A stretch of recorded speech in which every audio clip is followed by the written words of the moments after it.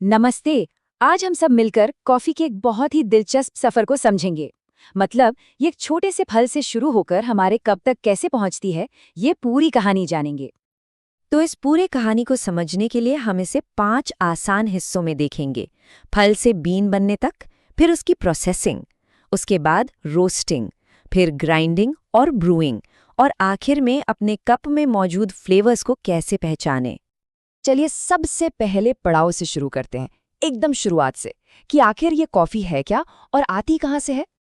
अच्छा, एक मजेदार बात, जिसे हम कॉफी बीन कहते हैं वो असल में कोई बीन या फली है ही नहीं। ये तो कॉफी के पौधे पर लगने वाले एक छोटे लाल फल का बीज है, जिसे कॉफी चेरी कहते हैं। वैसे तो कॉफी की कई किस्में होती हैं, पर दुनिया भर में दो नाम सबसे ज्यादा सुनने को मिलते हैं। एक है अरेबिका, जो अपने हल्के, मीठे और कॉम्प्लेक्स फ्लेवर्स के लिए जानी जाती है, और दूसरी है रोबस्टा। जैसा कि नाम से ही जाहिर है, ये थोड़ी ज्यादा स्ट्रॉन्ग, कड़वी होती है, और हाँ, इसमें कैफीन भी ज्यादा होता है। अब कॉफी हर कहीं नहीं उगती। ये दुनिया के एक खास हिस्से में उगती है जिसे कॉफी बेल्ट कहते हैं। और कमाल की बात यह है कि जगह बदलने से इसका स्वाद भी बदल जाता है।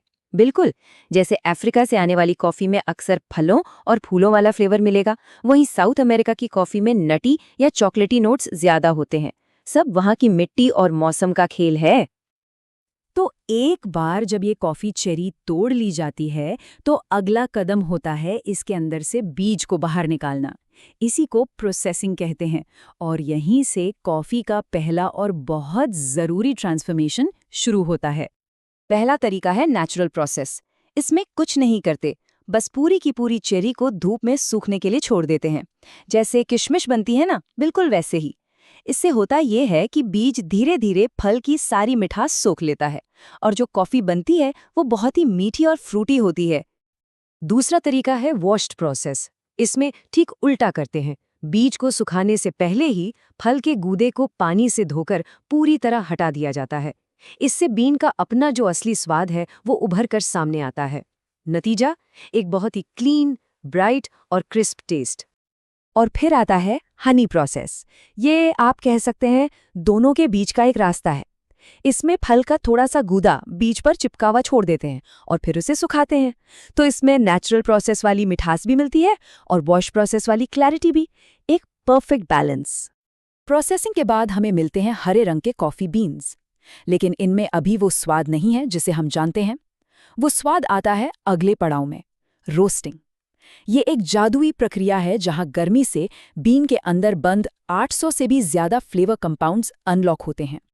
तो सवाल ये है कि गर्मी से स्वाद बनता कैसे है? इसमें एक केमिकल रिएक्शन होता है जिसे मिलार्ड रिएक्शन कहते हैं।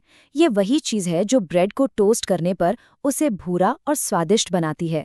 रोस्टिंग के दौरान बीन्स का रंग बदलता है, वो फूलते हैं और एक पॉपकॉर्न जैसी आवाज़ आती है जिसे फर्स्ट क्रैक कहते हैं। यहीं से लाइट रोस्ट की शुरुआत होती है। मोटे तौर पर रोस्ट 3 तरह के होते हैं, लाइट, मीडियम और डार्क। लाइट रोस्ट में कॉफ़ी के असली ओरिजिनल फ्लेवर्स मिलेंगे, जैसे फ्रूटी या फ्लोरल। मीडियम रोस्ट में एक बैलेंस होता है, मिठास और नटी फ्लेवर्स का। और डार्क रोस्ट में आपको रोस्टिंग का अपना गहरा, स्मोकी और चॉकलेटी फ्लेवर मिलता है। यहाँ एक बहुत बड़ा मिथक है कैफीन को लेकर। ज्यादातर लोगों को लगता है कि डार्क रोस्ट मतलब ज्यादा कैफीन, पर सच क्या है? अगर वजन से तौलें तो लाइट रोस्ट में कैफीन थोड़ा ज्यादा होता है, लेकिन क्योंकि डार्क रोस्ट बीन्स हल्के होते हैं, तो जब हम चम्मच से मापते हैं तो दोनों में कैफीन लगभग बराबर ही निकलता है। तो असल में कोई खास फर्क नहीं है।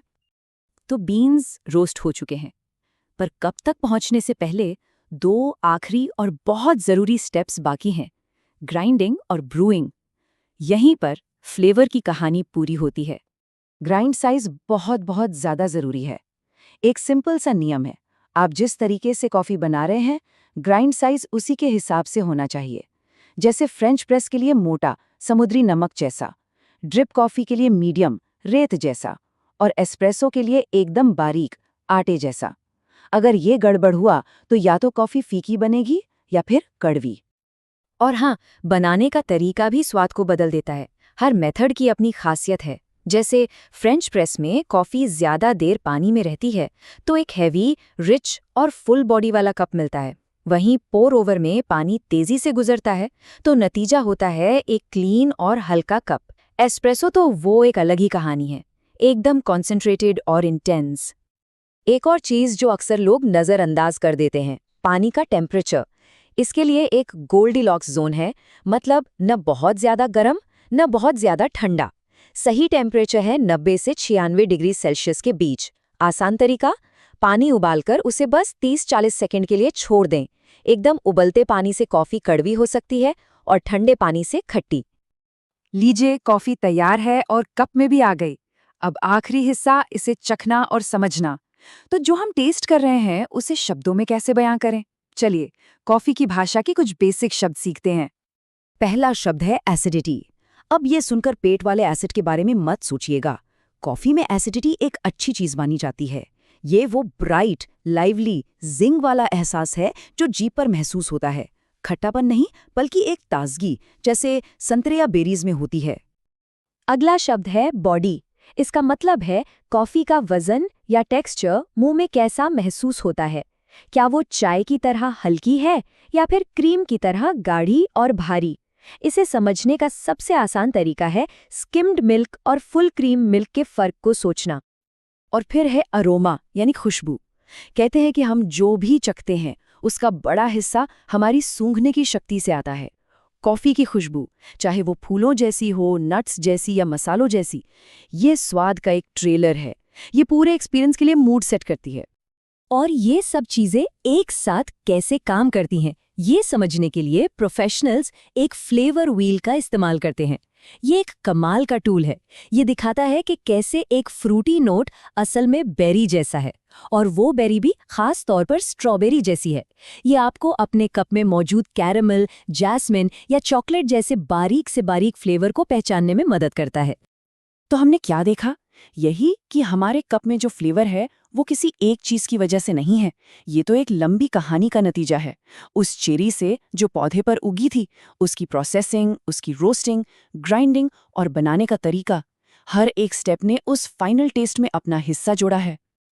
तो इस पूरी कहानी को जानने के बाद अब कॉफी का हर कप सिर्फ एक ड्रिंक नहीं, बल्कि एक एक्सपीरियंस बन जाता है, एक खोज बन जाता है। तो अगली बार जब कॉफी पिएं तो एक पल रुक कर सोचें, आज कप में कौन सी कहानी है, कौन से नए फ्लेवर्स खोजे जा सकते हैं।